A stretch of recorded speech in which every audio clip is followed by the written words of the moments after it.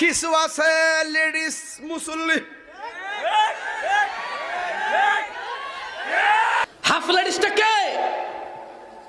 যে বাংলাদেশে 2023 সালে বুকে হাত বেঁধে নামাজ পড়ে সে হাফ লেডিস, নাকি 1450 বছর আগে যে হাদিস বর্ণনা করে গিয়েছে, যার পক্ষ থেকে বর্ণনা করে গিয়েছে সে হাফ লেডিস? ফাউডি সরাই হারিব এক শিরা বেরাম, ফাউডি সরাই হারিব আর হাতটা বানবো ইয়ান, আবার মাঝে মাঝে ইত্যা করবো। হাত তুল্লা কো, হাত তুল্লা বল, হাত তুল্লা বল। কে মুসল্লি?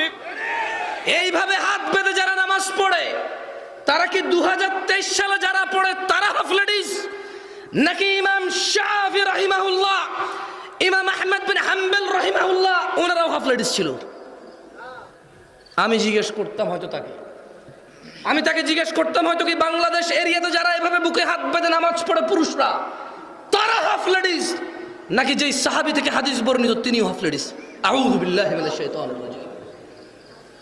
আমি হয়তো তাকে পেলে জিজ্ঞেস করতাম হাফ লেডিসটা কে? যে বাংলাদেশে 2023 সালে বুকে হাত বেঁধে নামাজ পড়ে সে হাফ লেডিস, নাকি 1450 বছর আগে যে হাদিস বর্ণনা করে গিয়েছে, যার পক্ষ থেকে বর্ণনা করে গিয়েছে সে হাফ লেডিস? আমরা মদিনায় গেছি, মক্কায় গেছি, যাইয়া দেখছি কেউ হাত এখানেও বাঁধছে, এখানেও বাঁধছে, আবার কেউ হাত ছাইরও রাখে। কথা কোন ঠিক না বেটি?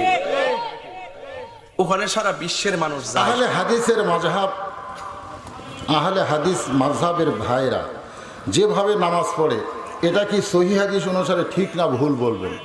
আহলে হাদিসরা যেভাবে নামাজ পড়ে ওরা কিভাবে পড়ে? নবী যেভাবে পড়েছেন, যেভাবে পড়তে বলেছেন হাদিস অনুযায়ী তারা পড়ে, ঠিক কিনা বলে? মৌলিক বিষয়ে তো কোনো মতভেদ নাই। ফজরের নামাজ আহলে হাদিস পড়ে 4 রাকাত, হানাফি পড়ে 2 রাকাত, এরকম তো নাই। কোনো ফরজের ব্যাপারে ওরা 30 রোজা করে, আমরা 15টা করি, এরকম তো নাই। তাহলে মৌলিক বিষয়ে কলেমার ব্যাপারে, কোরআনের ব্যাপারে, নামাজের ব্যাপারে, রোজার ব্যাপারে, হজের ব্যাপারে, যাকাতের ব্যাপারে আহলে হাদিস হানাফির মধ্যে কোনো অমিল, জোরে কোনো অমিল নাই। তো অমিলটা খোঁজে কোন জায়গায়? খোঁজ হয় এই নফল মোস্তাহাবের ব্যাপারে। যেরকম আমরা হাত বাঁধতেছি, হাতটা কোন জায়গায় বাঁধবো? একদল বলতেছে বুকের উপরে, একদল আমরা নাভির উপরে, এমন একদল আমি দেখছি যারা হাত বাঁধি না। হাত কি করে না? বান্ধি না, ওরা হাত খুলে থেকে নামাজ পড়ে। আপনারা বলেন তো যারা হাত খুলে নামাজ পড়ছে ওইকে নামাজ হয়নি?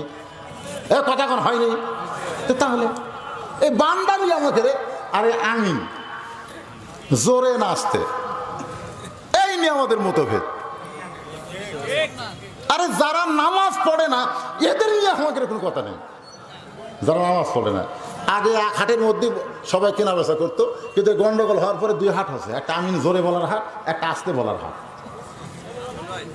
এখন এই 2 দলের এক দল, একজন যাচ্ছে রাস্তা দিয়ে, একজন ধরে বলতেছে তুই কোন দল, তুই কোন হাটে যাচ্ছিস, তুই আমিন জোরে না আসতে? আমি নামাজই পড়ি না। যাক, তোর কোনো টেনশন নাই, কারণ যারা নামাজ পড়ে না এদের কোনো টেনশন নাই, যারা পড়ে এদেরই টেনশন। তো আমরা হাত বান্ধি মানে নামাজ পড়ি, আমাদের মধ্যে মতভেদ। যারা পড়ে না ওরা কিন্তু এক দলে আছে, জোরে কোনো কথা ঠিক করে। তো আমরা কি না পড়ার দলে না পড়ার দলে?